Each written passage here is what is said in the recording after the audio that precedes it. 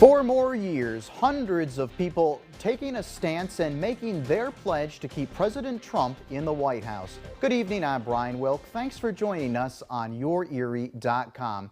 As we hit the presidential campaign homestretch, hundreds of local Trump supporters were making some noise today. Star Bodie was at the car parade as they told her why it's important to keep him in the White House. Fox 66 News is your local election headquarters. It's the final stretch until the presidential election, and Trump supporters are taking initiative to help with President Trump's re-election. We remind ourselves that what we're doing it matters, what we're doing is important, and that our country's going to be better off if Trump gets re-elected, and that's it. Hundreds of supporters are taking a stance through a car parade traveling throughout Northeast, downtown Erie, and the peninsula. This comes after Erie County went red during the 2016 election, and organizers believe this parade is a way to help declare victory again. We want to make sure everybody knows in this town that the silent majority is not silent anymore. We're here to make noise. It's a big election. In my lifetime, this is the biggest one I can remember, so we're all excited and ready to go vote. Supporters honked and waved their flags across town in hopes of bringing attention to others who are still questioning who to vote for. Trump supporters believe that this parade will speak volumes, especially days before President Donald Trump makes a campaign stop in Erie. This election isn't a popularity contest. It's not about who's the most likable guy. It's about who can really get America back on its feet, and that's exactly where we were before the pandemic. President Trump is expected to make a campaign stop in Erie on Tuesday. Star Bodie, Fox 66 News. And crews are already hard at work preparing for President Trump's visit. The commander-in-chief will be visiting Erie International Airport at 7 p.m. on Tuesday for a Make America Great Again rally. Doors open to the rally at 4 p.m. and you can find a link for tickets on our website, YourErie.com. An Erie poet is sharing his message to the Erie community to get out and vote. Dozens gathered at Basement Transmissions to watch a short film by Abdullah Washington called Be the Voice of Change. Several artists and other speakers were in attendance as well. Washington's message is to encourage minorities and young people to vote. He believes that even in the world of social distancing, it's important to get communities together to encourage those to vote. It's an important thing for us to do this time of year, considering everything that's been happening locally and nationally. It's all just about getting people, particularly younger people, interested in voting. The event was also streamed live to the community that couldn't attend in person. Time is running out to register to vote in the 2020 election. Tomorrow, Monday, October 19th, is the final day to register to vote. If you fail to register, you fail to be heard in this important presidential election. There's still time to get a mail-in ballot, or you can vote in person Tuesday, November 3rd. If you have questions, call the Erie County Elections Office at 814-451-6275. To weather now, meteorologist Craig Flint has your Fox First forecast. Craig, how you doing? How you doing, Brian? I'm watching us on our live app. Do you have this yet? The Your Erie To Go app? You should get it. Is that a question? Of course I have. It's pretty cool. We can actually watch while we're doing this right here on the fancy website.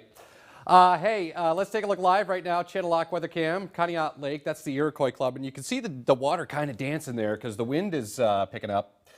And it will remain breezy through the night, and we'll have a new round of showers developing as we head through the overnight. This is mainly very light, just sprinkle activity right now that you see near the lake shore. All right, so wind, south-southwest at 11, that shifts into the northwest later. It's still 58. But I think as we head towards the midnight hour, we drop into the mid-50s, and then eventually we fall down to near 50, perhaps mid-upper 40s for a time, with more showers developing as we head through the overnight. And it will be kind of a murky Monday, the complete forecast. Because temperatures are all over the place this week. We'll detail those for you coming up in just a few minutes. Brian, over to you. Thanks, Craig. An overnight shooting sent one person to the hospital. According to Erie police, around 1 a.m., a male in his mid-20s was shot near 22nd and Wayne Street.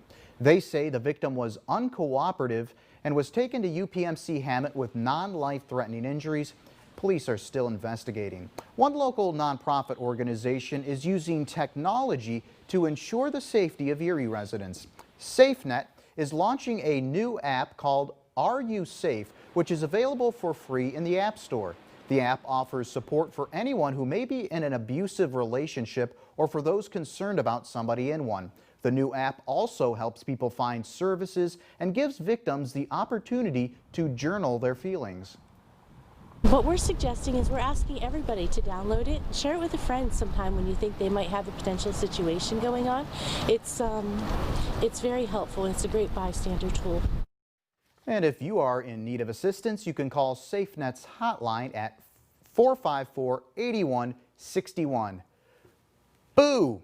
A spooktacular event is underway at the Erie Zoo. Zoo-Boo, that's what they're calling it.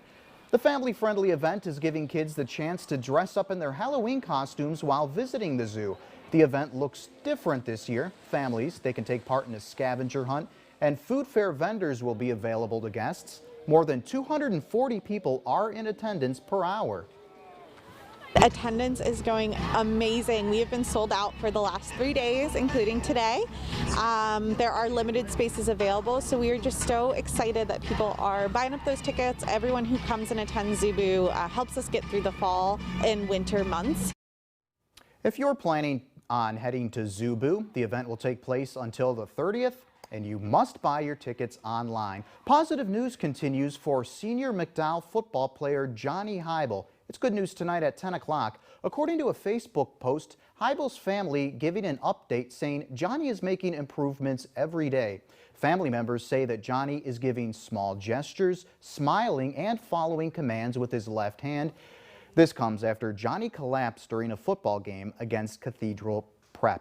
Coming up on Fox 66 News, up to 15% of American adults struggle with ankle pain due to arthritis, and some find it tough to find relief. We'll share some surgical options for patients in tonight's health report. That's after the break. Want the whole